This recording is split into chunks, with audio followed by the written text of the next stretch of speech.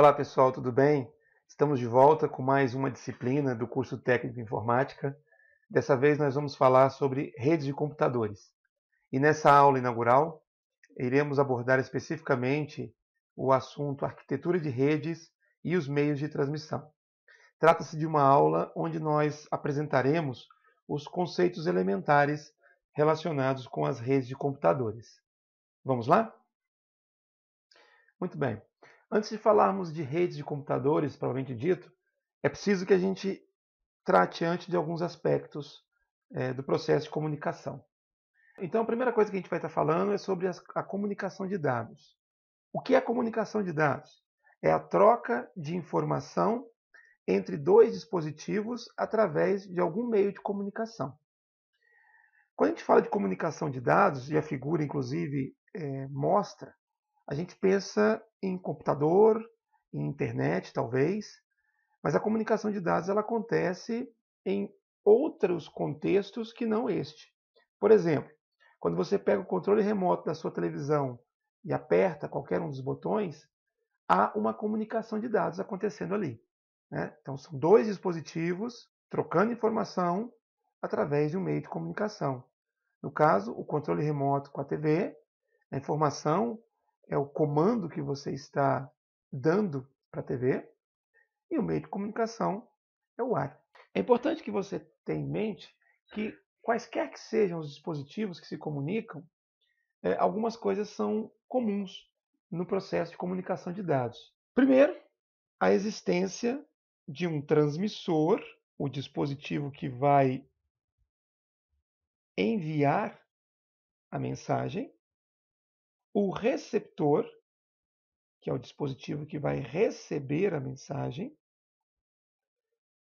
o meio físico por onde a mensagem vai se propagar, a mensagem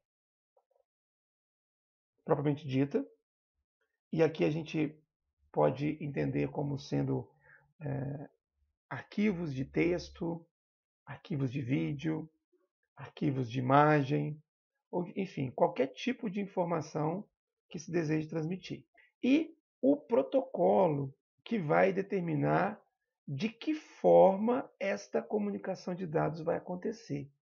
Ou seja, o protocolo pode ser definido como um conjunto de regras através das quais a comunicação acontece. Então, a transmissão dos dados do transmissor para o receptor, ela vai acontecer através do meio físico e ela pode ser de três formas diferentes. A transmissão pode ser simplex. Nesse caso, o sentido da transmissão ocorre numa única direção. Há claramente um dispositivo caracterizado como transmissor e outro como receptor. A transmissão pode ser também half duplex, o que significa que ela pode acontecer nos dois sentidos, porém não simultaneamente. No momento, um dispositivo é o transmissor e o outro é o receptor. Em um momento posterior, o que era receptor passa a ser transmissor e o que era transmissor passa a ser receptor. E a terceira forma de transmissão de dados é a forma duplex ou full duplex, onde as transmissões acontecem nos dois sentidos e podem acontecer simultaneamente. Assim, os dispositivos são ao mesmo tempo transmissores e receptores. Exemplos desses tipos de transmissão nós temos no nosso cotidiano. Então, transmissão simplex, transmissões de TV ou transmissões de rádio. Quando a emissora de TV gera o sinal, então ela envia esse sinal através dos transmissores. E no caso, os receptores são aqueles dispositivos que nós temos em casa que recebem esse sinal, decodificam e apresentam na forma de imagem. A TV pode ser um receptor, quando a gente conecta a antena diretamente a ela, ou ela pode ter um elemento intermediário, né, para fazer esse papel por nós, né? Assim chamado de receptor, inclusive. O receptor de parabólica, o receptor da TV pré-paga, etc.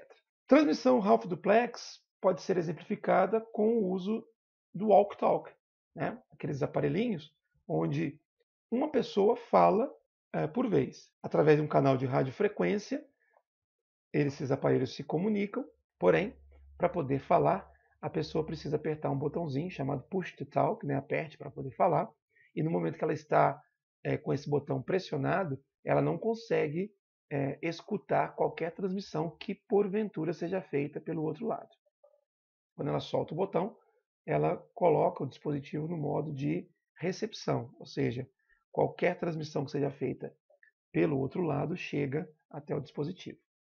E, como exemplo de comunicação full duplex, a gente pode destacar aqui a telefonia celular, ou os aparelhos, né, de telefone celular. Numa chamada de telefonia celular convencional, nós falamos e escutamos ao mesmo tempo. Usando dos recursos de smartphone, nós podemos transmitir e receber dados, né, simultaneamente. A comunicação de dados desta forma já acontecia antes mesmo do surgimento das redes de computadores. A computação, a criação dos computadores, também já havia sido iniciada antes do processo de comunicação de dados. E foi nos anos 60 que se deu início, então, ao processo de comunicação de dados através de computadores. E um dos projetos mais famosos daquela época foi a ARPANET. A ARPANET consistia de uma rede que interligava 4 instituições de ensino americanas. E essa rede, esse projeto, é considerado por vários autores como o embrião da internet. Importante destacar que, para efeito de curiosidade, o link que interligava essas universidades era de 50 kilobits por segundo, muito abaixo do que hoje nós experimentamos nas nossas conexões domésticas, que estão na casa dos megabits por segundo. Continuando, algumas características desta rede. Os terminais eram chamados de terminais burros, terminal sem processador, ou seja, o usuário interagia com a rede através de dispositivos que não tinham nenhuma capacidade de processamento.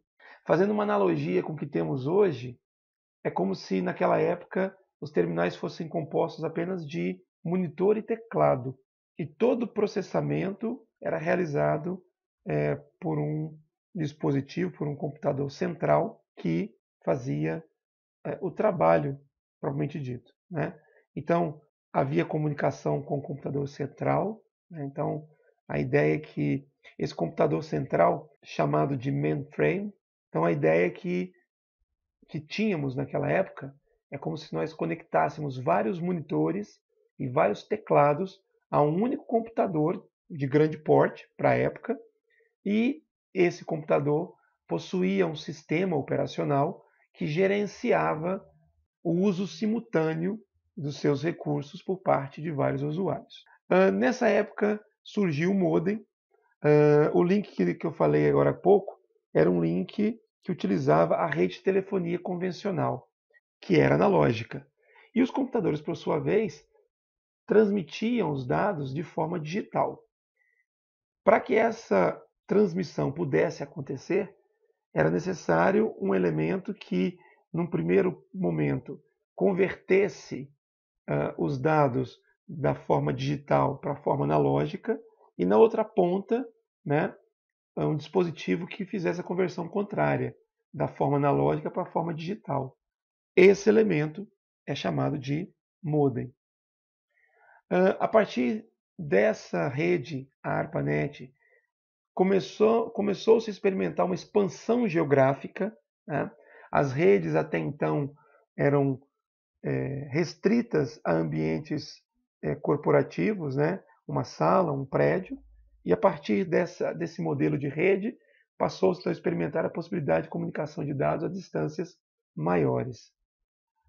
Uma variedade de aplicações foi possível a partir do surgimento dessa rede. E a interconexão de computadores, então, passou a ser uma realidade.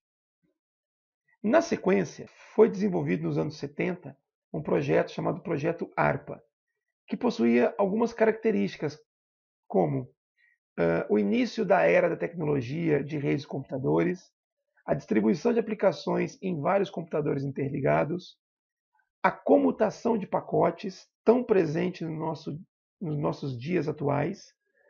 Para que vocês possam entender, antes da criação desse método de comutação, existia um outro método chamado comutação de circuitos, muito usado pela telefonia de voz.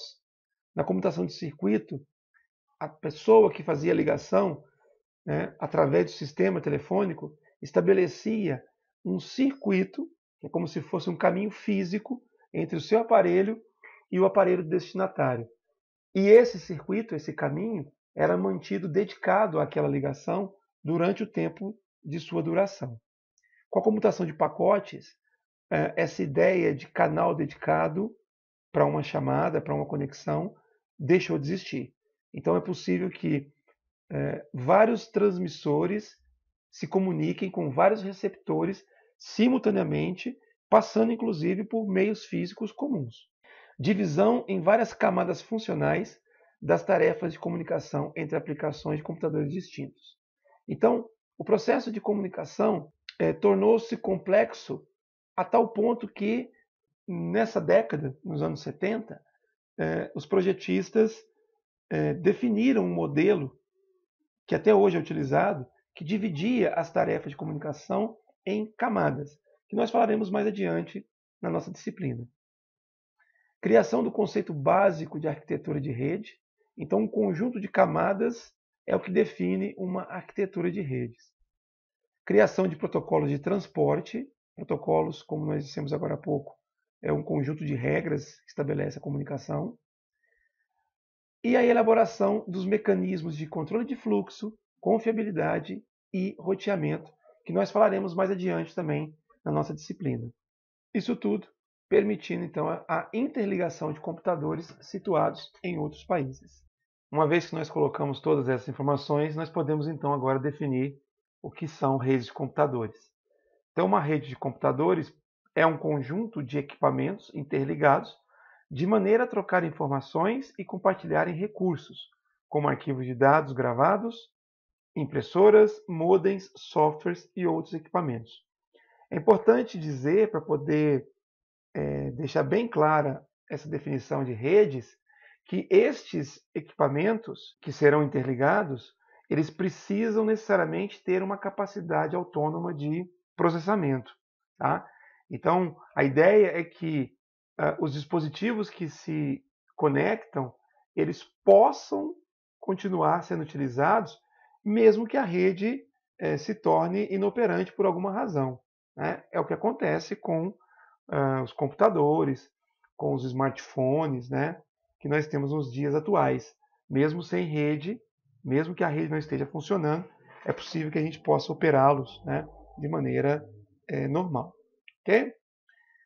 As redes de computadores podem ser classificadas de diversas formas, e uma das formas mais utilizadas é com relação à abrangência das mesmas. Então nós temos na primeira classificação as redes locais, chamadas de Local Area Networks, ou LAN. Tá? Essas redes elas são de pequena abrangência, normalmente limitadas a áreas típicas de uma residência, de um escritório, tá? Ou de um prédio de empresas. As redes metropolitanas, Metropolitan Area Networks, tá? Que são redes formadas pelo conjunto, né, ou pela conexão de diversas redes locais numa área geográfica de tamanho típico de uma cidade. Tá? Então, as redes metropolitanas vêm para poder permitir a interligação de redes locais. E as redes de área ampla, né, as redes chamadas de redes remotas, que é aquelas redes de maior alcance, né, podendo alcançar, inclusive, abrangência mundial. Tá? A internet ela se enquadra dentro desta classificação. Além da classificação das redes, é importante termos em mente um conceito muito relacionado com as redes de computadores, que é o conceito de topologia. Pode-se dizer que a topologia física de uma rede compreende os enlaces físicos de ligação dos elementos computacionais desta rede, enquanto topologia lógica se refere à forma através da qual o sinal é efetivamente transmitido entre um computador e outro. Então, topologia física diz respeito à maneira na qual os dispositivos estão conectados. Tá? Existem vários tipos de topologias físicas, uma delas é o que está sendo mostrado nessa figura, a topologia de barramento. Nessa topologia, o que é característico é a presença de um cabo passando ou interligando todos os equipamentos que fazem parte da rede. De modo que, quando um dispositivo transmite algo por essa rede, este sinal ele se propaga em todas as direções, de modo que nenhuma outra máquina pode fazer a sua transmissão, porque o canal está ocupado. Numa outra topologia, a topologia estrela, nós temos a presença de um elemento central, chamado por alguns autores de concentrador, com os quais todos os dispositivos se conectam. Para que haja comunicação nesse tipo de topologia, é necessário que o sinal gerado por um dispositivo chegue até o concentrador, que por sua vez encaminha a informação para todos os dispositivos que nele se encontra conectado. Na definição de topologia foi mencionado topologia física e topologia lógica. E a topologia lógica foi definido como sendo a maneira na qual o sinal é transmitido. E aqui a gente pode já apresentar uma diferença nessa forma em que as informações são transmitidas. O concentrador ele pode receber o sinal por uma entrada e retransmitir esse sinal por todas as outras entradas que tenham dispositivos conectados. Isso é uma forma de transmissão. Ou ele pode, através de um mapeamento, definir qual computador deve receber a informação e fazer o envio somente para a porta que leva até aquele computador. São duas formas diferentes de se fazer a transmissão de dados na topologia estrela. A outra topologia, muito citada na literatura, é a topologia em anel. Nessa topologia, as máquinas se ligam umas às outras, formando um círculo. Por isso a topologia é chamada de anel. E esse círculo, ou essa arquitetura, define o sentido em que a informação se propaga pelo canal. Então, quando um dispositivo quer fazer a transmissão, ela vai ser feita num sentido, ainda que o destino da mensagem não seja o próximo elemento. Se for este o caso, o dispositivo ele atua como intermediário, repassando a informação para o próximo, até que a informação chegue até o destinatário final. Nesse tipo de topologia, que não é tão usada atualmente, a maneira de comunicação, a forma de comunicação, utilizava de uma ficha chamada token, que dizia de quem era a vez de transmitir. Tá? Então, somente o dispositivo que possuía o token poderia fazer a transmissão num determinado momento. Quando esse dispositivo encerrava sua transmissão, ele liberava o token, que era então entregue ao próximo dispositivo na fila, no anel, que poderia fazer uso da transmissão ou não, conforme a sua necessidade, repassando, quando terminasse a transmissão, para o próximo, e assim por diante, até que o token em algum momento voltasse para o primeiro dispositivo. Qualquer que seja a topologia, qualquer que seja o dado que será enviado, essa informação será colocada em um meio de transmissão.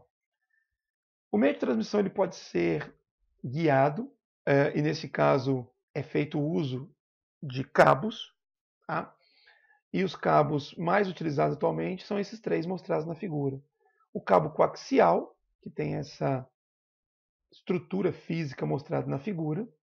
Esse cabo ele era utilizado no passado para poder fazer interligação de rede de computadores, hoje não mais, porém ele continua sendo utilizado para transmissão de dados, principalmente nas conexões, né, de parabólicas. Tá? Então ainda é comum o uso de cabos coaxiais para interligar, para fazer a conexão da parabólica, da antena, ao receptor e, por vezes, do receptor para a TV. Né? O cabo par trançado, aqui à esquerda, muito utilizado em redes locais de computadores. Vocês provavelmente vão encontrar esse tipo de cabo em laboratórios de informática. Tá? E os cabos de fibra ótica, atualmente muito utilizados para ligação de redes remotas, redes externas. Né?